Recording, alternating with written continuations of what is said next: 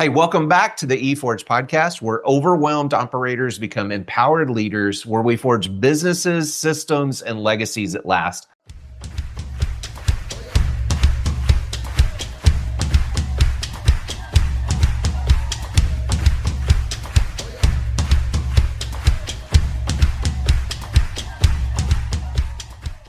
I'm your host, Cory Long. Today, we're talking with someone whose business is built on something every entrepreneur needs if they want to grow, which is trust.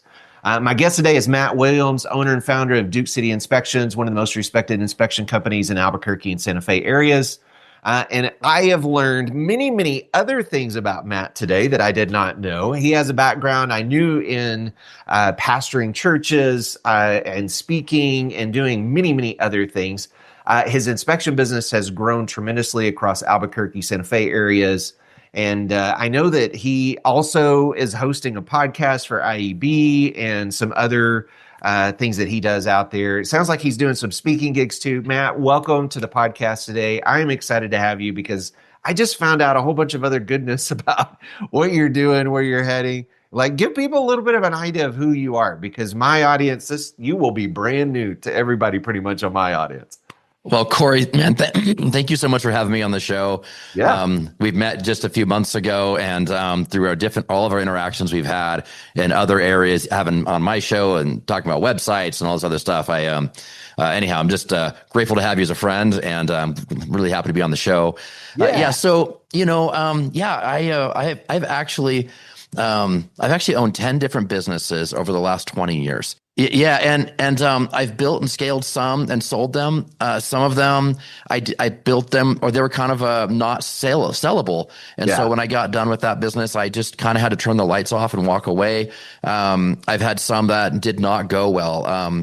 My biggest failure in the last decade on business is I tried to do a gym, a fitness center, right? I've had car lots, I've had gyms, I've had landscaping companies, I've had audio video lighting companies. I've had a wide range of businesses. So I tried a gym, and I lost $250,000 on that project. Yeah. So that was so that was a massive hit. So everybody says, oh man, you're doing well here and here. And it's like, listen, I'm going to be real honest. Like, I don't win everything I try, and so it's fun to talk about our wins. We learn more in the losses. I've owned 10 different businesses, and through that, I actually was pastoring a church for a while as well. Now, has most of this been in Albuquerque? All of it has been in Albuquerque. Oh, wow. Okay. So my dad moved to Albuquerque when I was 12 years old, brought the family. I turned 13 pretty much the next week, I think. And this has been home for me. I left one time and moved out of state for a year and a half, and then ended up coming right back. But I love it here, man. I know Albuquerque is not for everyone. But I have such a great network of people here. I love the weather here. The food's always really good. Food is good. Food is good here. I got to tell you, everybody knows that. And so, so there's so many great things about this place that, from the outside looking in and on the surface, it seems like this place wouldn't be a really amazing place to live. But if you get in and you kind of find the right niche of people, it's just an amazing place to live. Now, were you building the businesses while you were pastoring? Yes. So I got into ministry. My dad is a pastor. And so our family moved to Albuquerque because my dad got a pastoring job here. And so he took over an existing church, and pastored that church for 25 years, 28 years, something like that. Yeah. I should know the exact year, but I forget, 20 something years. All good. And same church whole time. It's amazing. Yeah. That's kind of unusual nowadays. It is. Yeah. So my dad, there was a point where the church was small for a while, 100 people, give or take. And then the guy that was running the youth ministry was moving out of town.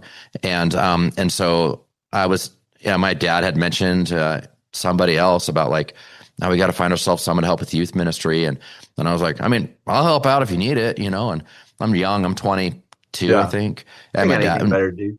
Yeah, exactly. I was like, oh, but I need to, whatever. And so my dad was like, really? I was like, yeah. So, there's 4 kids in the youth group. Yeah. So I showed up on, the first day, and this one girl in the youth group looks at me and she's like, "Wait, you're the new youth pastor?" And I was like, "Yeah." And she stood up. She's like, "I'm not doing this," and like walked out. You lost somebody first day. I lost 25% of my congregation on the first day. I love it. That's hilarious. Man. So one thing led to another. I'll speed the story up, but one thing led to another. I ended up taking over more and more of the church while I was still running things like car lots or whatever other kind of business I had going. And then my dad was ready to retire, and so the board came and asked if I'd be interested in following in his footsteps as a lead pastor. And at first the answer was like, I don't know about that, And so they came back a lot later and like, well, we've really been praying about it. We think you'd be good at it. And I remember kind of wrestling through the process of like, do I even want to do this? Like, what's going on? And then, through a lot of prayer, and eventually was like, you know what? Okay, we're going to give this a shot, but this is what it's going to look like. And I had to kind of set some boundaries on the front end. And so I ended up pastoring my dad's church for a few years. And I knew it was a temporary assignment. I knew it wasn't a forever thing. I knew it was going to be a season.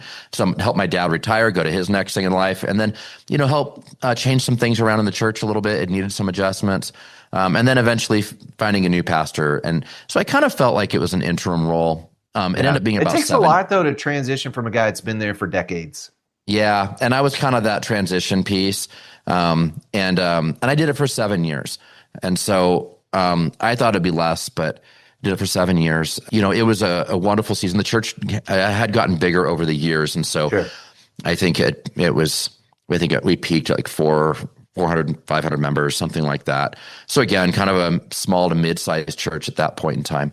And I really enjoyed ministry. And so what's interesting though, is like all through business, applying God's principles and God's word into your business on a principle level really has outstanding results. Yeah.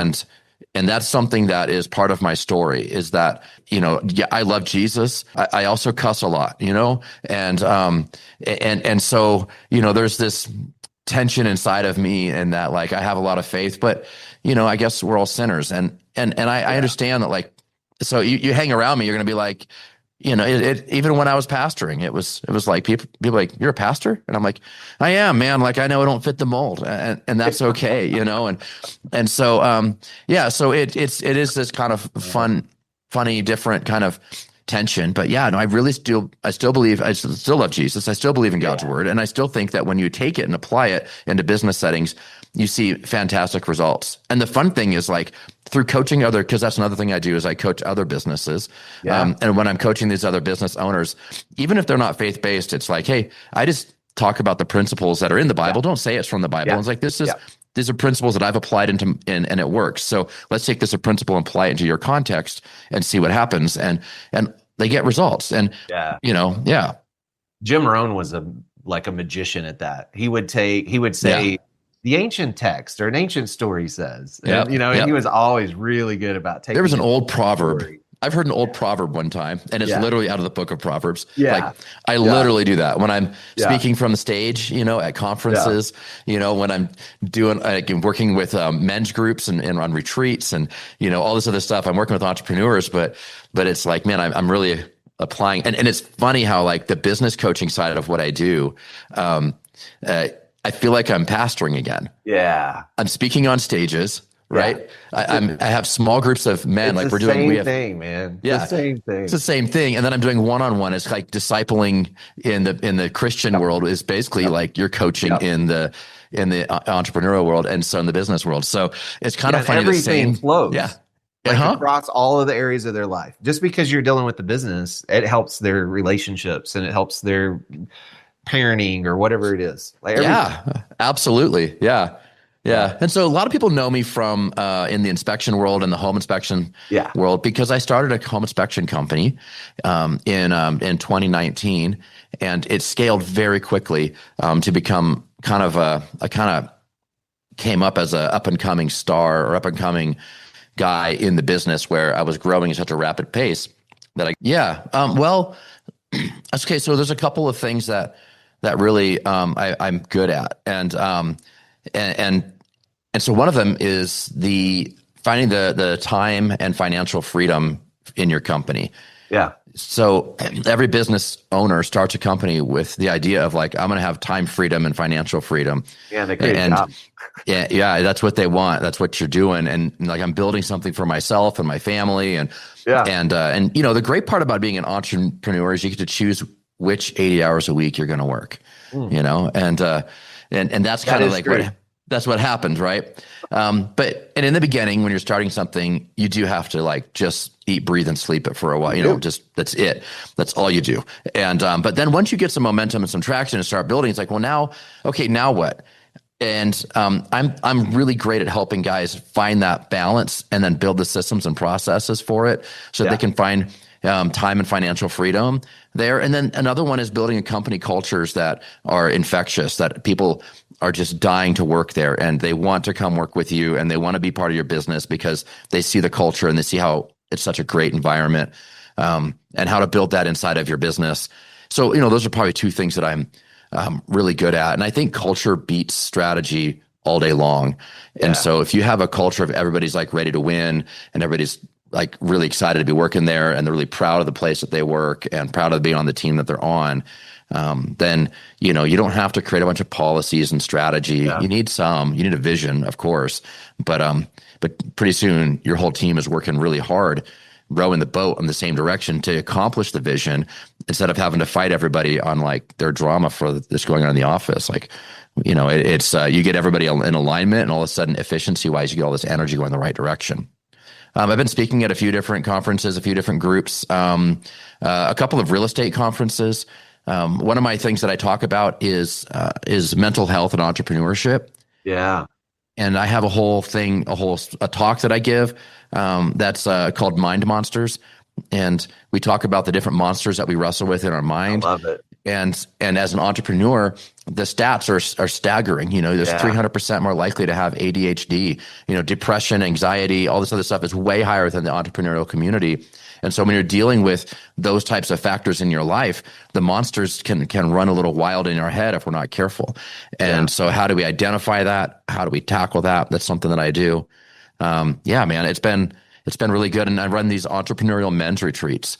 And I have one coming up in January. It's already sold out. Very cool.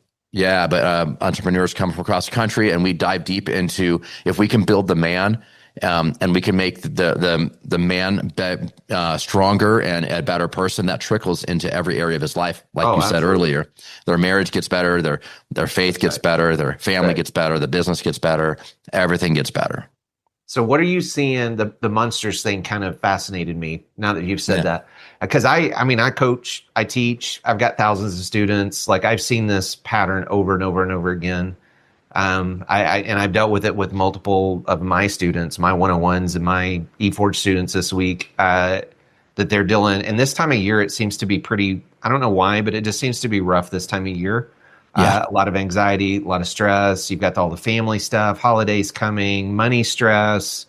I don't know. It just seems like there's a whole lot stacking. What would you tell somebody that's an entrepreneur around this time of year that's dealing with those monsters rearing their ugly heads? Because man, this is like, I can count on one hand right now specific people that I've specifically talked to this week. One guy wrote me and said, I'm just throwing the towel in, I'm done.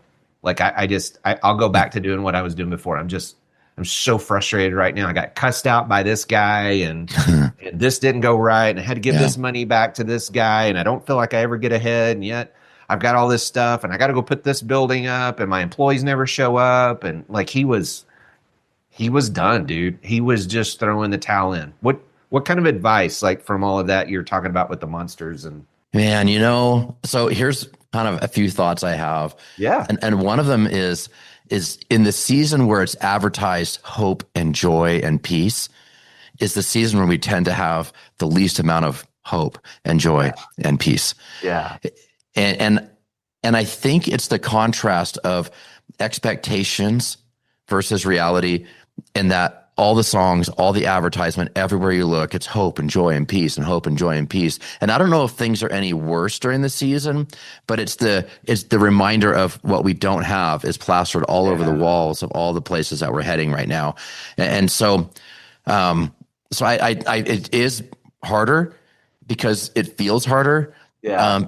And I don't know if it really is harder, but it does feel harder in the holiday season from time to time.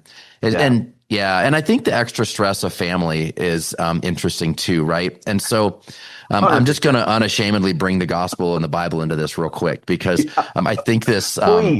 Even if someone's listening and you don't have any kind of faith background or you don't believe in any of this stuff, it's okay. Yeah. Hear the principle, like eat the meat, spit out the bones. Yeah. I'm not asking you to believe what I believe, but this is an interesting principle. You know, in Ephesians, the book of Ephesians, Paul is locked up in jail. He's been preaching the gospel and he got locked up in jail, and now he's in jail and now he's writing letters.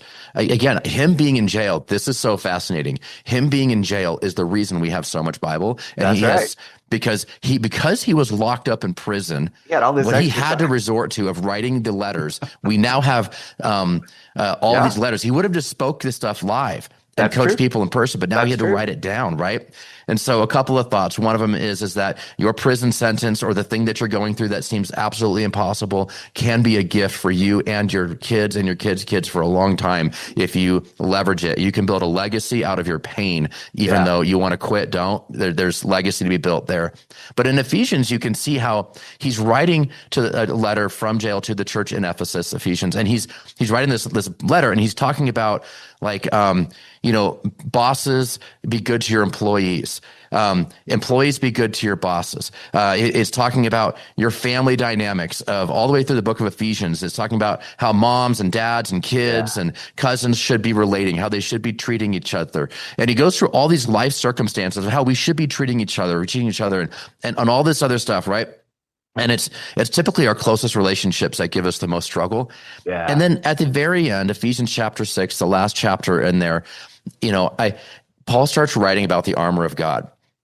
And what I find fascinating is that it's not like he was there and he's like, well, I got an extra page of paper. I'm not sure what to write about. Something. What am I going to write about? I don't know. And then it's like the soldier comes walking by. He's like, oh, armor. That'll preach. Yeah.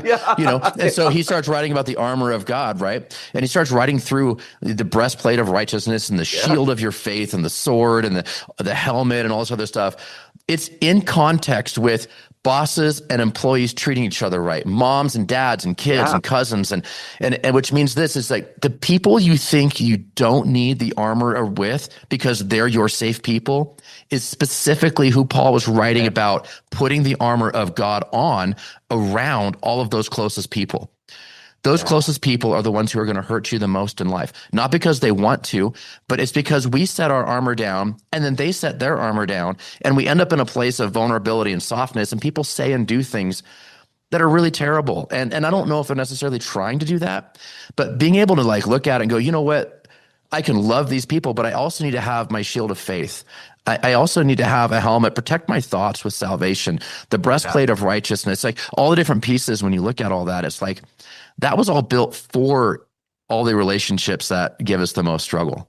And so I guess in the middle of the holiday season, when we're reminded of the hope and the peace and the joy that we maybe don't feel like we have, and in the middle of the holiday season when we've got the armor and the stuff and all the family dinner dynamics and stuff like that, listen, stay strong is what he says. Hold strong, stay strong, fight the good fight, I don't know, man. That's just kind of a reframe maybe on this season of like, I don't know. I love that. Don't lose hope. I love that because the reality is we give meaning to things. Yeah. Just like the guy that I was talking to this week that was struggling, and he was, I immediately wrote him and I said, when can we talk? Like I tried to call him. He wouldn't answer his phone because he was on a job site at the time. He wasn't able to, I wanted to get in. I wanted to immediately break the pattern. Mm-hmm. Where are you at? What do you like? We needed to break this train of thought that he was heading down. And we talked later that day and he was fine. And we worked through some stuff and it like life, he saw that, hey, it's okay. I had a moment, had my little breakdown. Everything's okay. Paul had a couple of those, right? We all do. Yeah, we all have them, right? Is that where they would go to connect with you? Yeah, that's the best place to find me is on Instagram. And my Instagram is the.matthew.williams. The.matthew.williams. And there's a link button in my bio that you can find everything else from there. And so Instagram, the.matthew.williams. Yeah, everybody who's a high achiever in life has coaches. Would you do like a discovery call with them? Like, what's that process look like? Yeah. So if someone to reach out, you can just DM me on Instagram or any of the links. You can see kind of what I'm up to. But yeah, like if you just DM me there. So the initial is a discovery call. We just chat and figure out like what do you like? I don't know. What are you into? What's going on? What are you facing with your obstacles? Can I even help with that? Like that it might be something I can help with. It might not. Like the Tiger Woods analogy. Like one guy's helping with footwork and somebody else is looking at his wrists. Yeah. If you got a footwork problem and I'm a wrist coach, I'll tell you straight up, like, yeah. And so I have kind of three categories of how I look at this. If you're a friend, you call or reach out, I kind of respond when I can, and I'm able to engage that way. I've got friends that call me every once in a while with like a specific, hey, I'm trying to go over this hurdle. What do you think? Kind of thing. I don't look into, just general advice. Sure.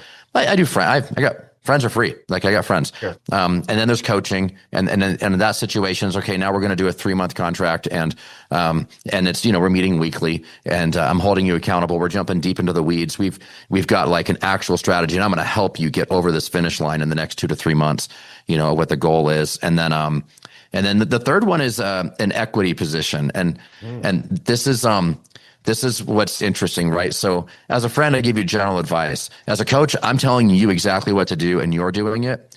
In an equity position, I'm in the boat with you and we're rowing it together. Yeah. And that's where it's like, you want to bring me on as a partner or something like that, or something along those lines in your business. And so that's kind of something, the kind of 3 ways I kind of look at it. Yeah. I got a lot of friends. I got a few coaching clients. And even fewer equity partners. And it just depends what level you want me involved in what you're doing. But my end goal is to help you achieve everything that you need to do. Like God's put a call in your life. He's put purpose into your heart, given you a vision for your life. And my goal is to help you take steps in that direction. Man, I love that. Matt, this has been super powerful. Thank you for sharing your story, your expertise, the new coaching and speaking business that you have. Guys, if you're listening right now, you're wanting more information, make sure go to Instagram, find Matt Williams on Instagram, and make sure and DM him, follow his information, follow the path. He can help you along that route. And like, I love the fact that you're just honest about, I can either help you or I can't, and I'll be honest with you one way or another. Guys, make sure you subscribe to this podcast, leave a review, let Matt know what you got out of this. I would love to get feedback about that. Share this episode with somebody, especially if they're struggling in their business right now and they're struggling. Maybe they're just down and out like we were talking about. Maybe it's the time of year. Maybe it's their business. Maybe it's just life. If they need something that's reliable and trustworthy and something that they can dig into, make sure and share the podcast with them so they can get at least some goodness out of that. Until next Thursday, keep forging forward, stay aligned with your calling, keep building a business with purpose and kingdom impact. Guys, this is The Forge, where leaders are made and legacies are built.